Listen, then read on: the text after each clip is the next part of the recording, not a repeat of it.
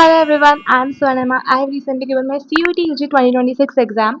मेरे domain subject से physics, chemistry and biology. While मैंने लैंग्वेज में इंग्लिश चूज़ करी थी, तो मेरे फिजिक्स, केमिस्ट्री, बायोलॉजी यानी डोमेन सब्जेक्ट्स का पेपर जो था वो एक साथ 15 मई को ख़त्म हो चुका था। बट मेरा लैंग्वेज का पेपर 19 मई को था।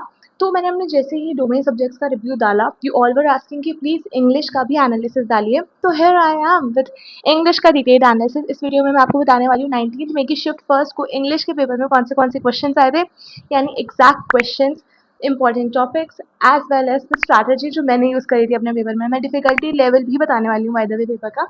सो make sure to watch this video till the end, क्योंकि ये वीडियो आपके प्रिपरेशन में कैटलिस्ट का काम करेगी।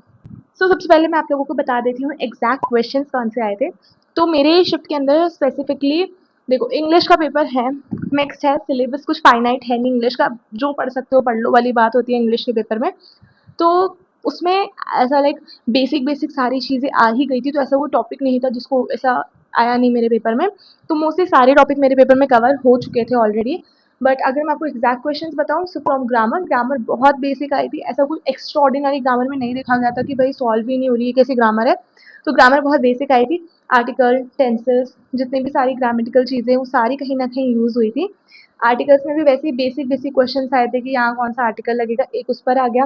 टेंसेस पे आए थे कि लाइक एक सेंटेंस दे रखा है, बीच में आप लोगों को बताना है कौन सी टेंस लगेगी, तो ऑप्शन दे रखे हैं कि he dash been doing his work, तो has been, have been, had been, तो ऐसा कुछ है। इस टाइप के क्वेश्चंस आए थे। हैज, हैड, इसके क्वेश्चंस कुछ ज़्यादा लाइक थे, ज़्यादा इन द सेंस एक दो थे इसके क्वेश्चन, का एक बार देख लेना। या देखो, ग्रामर में एक्टिव और पैसिव भी पूछा गया था। एक्टिव एंड पैसिव में एक्टिव से पैसिव में चेंज करो, पैसिव से एक्टिव में चेंज करो, ऐसे दो सेंटेंस आए थे। उसके अलावा ग्रामर में ग्रामेटिकली करेक्ट स्टेटमेंट ढूंढने को आया था कि यार ये 4 स्टेटमेंट्स है, इनमें से ग्रामेटिकली करेक्ट कौन सा स्टेटमेंट है। स्पेलिंग करेक्ट करने को आई थी कि ना ये पर्टिकुलर चीज़ है, इसकी ये इसका करेक्ट स्पेलिंग क्या होगा, तो 4 ऑप्शन दे रखे हैं, हमको करेक्ट स्पेलिंग बताना है। वर्ड है इसकी थोड़ा चेंज करके 4 फॉर्म लिख दी, आपको करेक्ट वाला ढूंढना है कि कौन सा होगा, इधर कौन सा वर्ड एग्जैक्टली लगेगा। तो यार यही सब था ग्रामर में, बेसिक बेसिक, ठीक है, बेसिक ग्रामर थी, एक्टिव पैसिव ये सब था। करेक्ट स्पेलिंग वाला आ गया, बेसिक सा क्वेश्चन था, कुछ बहुत ऐसा लाइक एक्सेप्ट, एक्सपेक्ट, ऐसा कुछ आया था शायद। उसके अलावा फिगर ऑफ स्पीच पे से भी क्वेश्चन आते हैं, यानी जो पोएटिक डिवाइसेस होते हैं हमारे, पर्सोनिफिकेशन, मेटाफर। इनमें से देखो क्या क्वेश्चन आया था, एक टैबुलर फॉर्म में आया था, पर्सोनिफिकेशन लिखा है, मेटाफर लिखा है, सिमिली लिखा है, हाइपरबोले लिखा है, कि आपको इसे लाइक मैच करना है कि एग्जाम्पल बेस्ड की, ठीक है, यहाँ लाइक एज यूज हुआ है एग्जाम्पल बेस में, तुमको मैच करना था और फिर ऑप्शन, करेक्ट ऑप्शन ढूंढना था।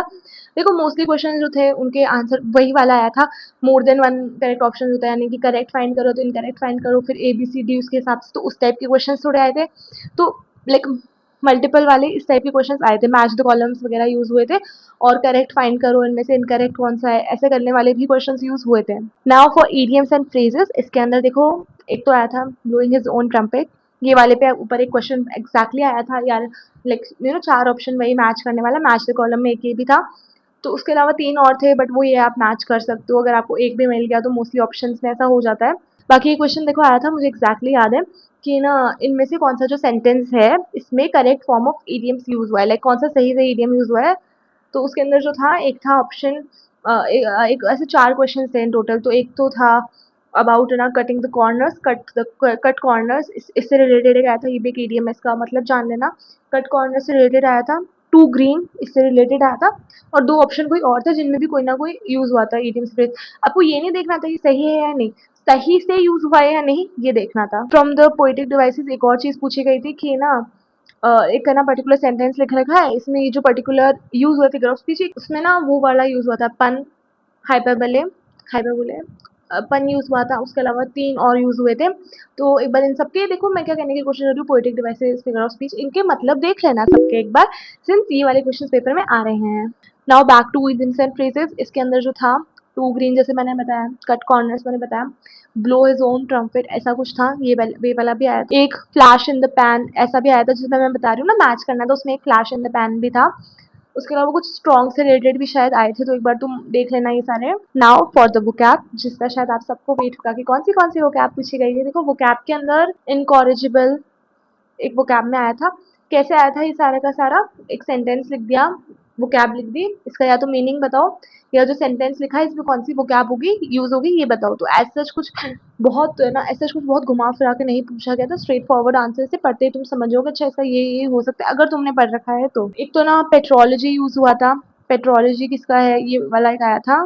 एक रेलिन्क्विश ये वाला यूज़ हुआ था, एक टेसिटॉन ये भी यूज़ हुआ था कहीं पे। तो इन सारे का अगर तुमने अब तक ये वर्ड्स नहीं सुने तो इनका मीनिंग देख लेना, क्योंकि as much as I know ships के अब है ना अपकमिंग शिप्स में वोकैब जो है वो काफ़ी ज़्यादा रिपीट हो रही है। पिछली वोकैब में से 1-1 2-2 वोकैब रिपीट हो रही है। एक है ना इनकॉरिजिबल ये भी यूज़ हुआ था, मुझे अच्छे से याद है इनकॉरिजिबल भी यूज़ हुआ था। नाउ मैंने देखो वोकैब्स काफ़ी यूज़ हुई थी, आई गेस 10 थी वोकैब यूज़ हुई थी इन टोटल। तो उनका मैंने आते ही लिख लिया था कौन से वोकैब यूज़ हुई थी। So if you want a detailed list with the meaning कि उनका मीनिंग क्या होगा तो do let me know in the comment section. आप वोकैब लिखना, मैं आप लोगों को सेंड कर दूँगी जो भी वोकैब मेरे पेपर में आई थी। So now for the sentence rearrangement. Rearrangement के अंदर जो थे 3 से 4 सेंटेंस आए थे जो रीअरेंज करने के आए थे। देखो रीअरेंज सेंटेंसेस को रीअरेंज करने की मैं आपको एक ट्रिक बताती हूँ जो मैंने पर्सनली एकदम एग्जाम के लास्ट मोमेंट पे सोचा and it help me a lot. तो आई वांट आप में से जिसको ये ट्रिक नहीं पता हो आप भी यूज़ करें। देखो क्या करना है रीअरेंजमेंट के लिए, आप डायरेक्ट सेंटेंस मत पढ़ो कि ठीक है 4 सेंटेंस लिख रखे आप पहले उसके अपने हिसाब से मतलब ढूँढ लो फिर देख लो कि अगर इनमें से कोई ऑप्शन सही है या नहीं। मतलब मैं एटलीस्ट ऐसा ही करती थी। तो अब आप क्या करो, ऐसा ट्राई करो कि जो 4 ऑप्शंस लिख रखे आप उनसे डायरेक्ट स्टार्ट करो। फॉर एग्जांपल ए ऑप्शन है एबीसीबी। आप देखो एडीसीबी का अरेंज करके क्या कोई मीनिंगफुल सेंटेंस बन रहा है, अगर नहीं मतलब उसी पॉइंट पे वो एलिमिनेट हो जाएगा। ये ऐसे 4 ऑप्शन के लिए आप करोगे, एलिमिनेट हो जाएंगे 2 ऑप्शन इजीली, फिर आप अपने सही आंसर पे पहुंच सकते हैं। तो ये एक अच्छा प्रोसेस है, आप यूज करके देखना। 2 तरीके के पैसेज आते हैं, एक हाँ स्टोरी टाइप का कि मैं किसी तो जंगल में गया वहाँ लेपर्ड दिखा एवरीथिंग। तो आपको ना उसमें से 4 क्वेश्चन ऐसे थे बस पढ़ के पैसेज में से ढूंढ के टिक करना था। एक क्वेश्चन था जिसमें आपको एक वोकैब यूज हुई थी उसका मीनिंग बताना था। उसके अलावा जो दूसरा पैसेज था उसके अंदर जो था यूज हुआ था पूरा नेचर में हम रहते हैं तो हमारे लिए क्या अच्छा होता है, बेनिफिशियल कैसे होता है नेचर, हम नेचर को कैसे प्रोटेक्ट कर सकते हैं, ये एक पूरा का पूरा आया था। उसके अंदर भी अगेन आपको रीड करके आंसर्स मैच करने थे, it wasn't a very big deal. Overall यार देखो इंग्लिश जो है वो जिस स्ट्रक्चर से आ रही है उसी स्ट्रक्चर से आ रही है अभी भी। तो वो स्ट्रक्चर एक जो मेंटेन हो रहा है इंग्लिश में, हमारा जो भी सिलेबस है उससे कुछ ना कुछ आ रहा है। तो इन शॉर्ट मैं आपको ये नहीं कह सकती बस ये पढ़कर चले जाओ, ऐसा तो कुछ भी मैं नहीं कह सकती हूँ। बाकी यार जितनी भी मैंने चीज़ें बताई है आई हैव टोल्ड यू कि किस टाइप के क्वेश्चन उन कॉन्सेप्ट से बनते हैं ताकि आपको पढ़ते टाइम समझ में अच्छा ये मैं अगर पढ़ रही हूँ तो इससे ऐसा क्वेश्चन बन सकता है। यही ओवरऑल था इंग्लिश के बारे में। Now for the difficulty level of the paper, जैसा पेपर सिंस मैंने कहा जैसा पेपर बन रहा था वैसा ही बना, दैट ओनली मीन्स कि पेपर का एज सच ना ही कोई डिफिकल्टी लेवल राइज हुआ है ना और कुछ। बहुत इजी भी नहीं है बहुत हार्ड भी नहीं है, इजी टू मॉडरेट लेवल का पेपर था जो आप इजीली अटेम्प्ट कर सकते हो अगर आपकी बेसिक स्ट्रॉन्ग है तो। बाकी वोकैब में तो थोड़ी प्रॉब्लम आएगी, वोकैब अगर नहीं पढ़ी हुई होगी तो।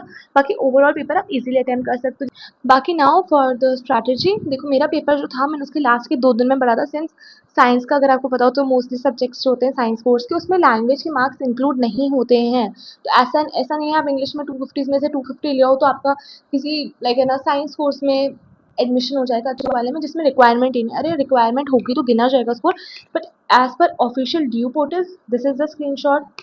साइंस के कोर्सेज में इंग्लिश का मार्क्स नहीं रिक्वायर होता, पर आपके पास साइंस होनी चाहिए और उसमें मिनिमम पास होने चाहिए। As per Google minimum criteria जो होता है पास होने का इंग्लिश में वो 30% होता है। 30% मार्क्स आपके स्कोर करने जरूरी होते हैं। तो मैंने सिंस लास्ट के मैं आपको बता रही हूँ 2 से 3 दिन में पढ़ा था। मैंने एक वीडियो देखी थी रिपीटेटिव वोकैब्स वाली एंड लिटरली उसमें से 2 से 3 वर्ड रिपीट हो गए। मेरे लिए यही बहुत बड़ी बात है। बहुत बड़ी वीडियो नहीं थी, 2 ढाई घंटे की वीडियो थी। 2 से 3 वोकैब रिपीट होना बहुत बड़ी बात होती है। बाकी if you want to know which video it was do let me know in the comment section कि आपको जानना है कौन सी वीडियो वो थी। बाकी मैंने लास्ट के टाइम पे एक चीज़ जिस पे बहुत ज़्यादा लाइक अपने हिसाब से अपने तरफ से एफर्ट डाला वो था क्वेश्चन प्रैक्टिस। क्वेश्चन प्रैक्टिस करना इज मस्ट। मतलब जब तुम क्वेश्चन प्रैक्टिस करते हो तो मैं अपने आप समझ में आ जाता है एग्जाम पैटर्न क्या है एंड एवरीथिंग। आपको जैसे कि पता ही होगा अगर आपने अभी तक सारी वीडियोस देखे तो कि मैं कौन से सोर्स से क्वेश्चन प्रैक्टिस करती हूँ। I use I use these Oswal की बुक्स। इसमें ना लाइक टॉपिक वाइज पीवाईक्यूज मिल जाता है तो इसमें मैंने पूरी की पूरी सॉल्व कर ली ये बुक। तो मेरा पेपर टाइम पे खत्म हो गया क्योंकि इंग्लिश के पेपर में मोस्ट से लोगों का रिव्यू यही सुनूंगा कि छोड़कर आना पड़ा, पेपर टाइम पे खत्म नहीं हुआ।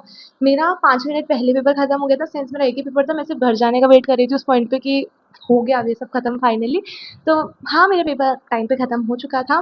पैसेजेस मैंने आराम से पढ़ के सॉल्व कर लिए थे। बाकी ओवरऑल अच्छा था। देखो मैंने टोटल 5 क्वेश्चन छोड़ दिए थे क्योंकि वो कैब के थे वो ठीक है मुझे समझ नहीं आया तो मैंने छोड़ना प्रेफर किया instead of going for negative marking. Overall मेरा पेपर अच्छा गया है। Although I am not sure since वो इंग्लिश है, मुझे क्या पता मैं जो मार्क कर कर आई हूँ सही कर कर आई हूँ या नहीं। मुझे जो सही लगा मैं वो कर कर आ चुकी हूँ। सो आप कैसे पढ़ सकते हैं? सिंस आप लोग की मुझसे कमेंट सेक्शन में अक्सर पूछते हैं कैसे पढ़ें कैसे पढ़ें। इंग्लिश के लिए देखो, अगर आपके कोर्स में इंग्लिश के मार्क्स रिक्वायरमेंट और आपको बहुत अच्छा स्कोर करना है, इस पॉइंट पे go for YouTube videos. Like English के लिए आपको जाना पड़ेगा, इंग्लिश यूट्यूब वीडियोस के लिए वो कैब वगैरह की वीडियोस देख सकते हो। आपको अपना एक पर्टिकुलर पार्ट स्ट्रॉन्ग करने की जरूरत है। आई डोंट थिंक सो आपको ग्रामर वगैरह के लिए इतना वीडियो देखना पड़ेगा अनटिल अनलेस आप उसमें थोड़ा वीक हो। बाकी वो कैप की वीडियोस देख सकते हो, ये सब कर सकते हो। क्वेश्चन प्रैक्टिस करनी है, मैं हर वीडियो में कहती हूँ क्वेश्चन प्रैक्टिस आपको जरूर करनी है। मैंने बुक से करी थी, आप गूगल से कर सकते हो, टेलीग्राम से कर सकते हो, यूट्यूब से कर सकते हो। तो इतने सारे सोर्सेज है, तो प्लीज ऐसा टेंशन मत लेना, क्वेश्चन का प्रैक्टिस करें। कहीं से भी क्वेश्चन प्रैक्टिस कर लेना, क्वेश्चन प्रैक्टिस सबसे ज्यादा हेल्प करेगी। बाकी हाँ, I have told you everything in this video, कौन से एग्जैक्टली क्वेश्चंस आए थे, आप कैसे पढ़ सकते हो, difficulty level of the paper, my strategy and everything. अगर आपने वीडियो यहाँ तक देखा है then do consider subscribing and या अगर आपको वीडियो अच्छा लगा हो then make sure to like it, अगर आपके लिए वीडियो थोड़ा भी यूजफुल रहा हो तो। बाकी जिसका भी आने वाली डेट्स में एग्जाम है, all the best to you all. या subscribe so you won't miss upcoming videos की। चलो सीयूईटी जैसा था हो गया, अच्छा नहीं हुआ तो क्या करें, preference sheet, college preference, course कैसे डिसाइड करें, कोर्स कैसे फाइनलाइज करें, best courses in science, everything I am going to cover on this channel. So make sure to be a part of it so that हम अपनी ये journey साथ में complete कर सकें अपने अच्छे ड्रीम कॉलेज तक पहुंचने की। Baki, yeah, I'll see you in my next video. Till then, take care and subscribe.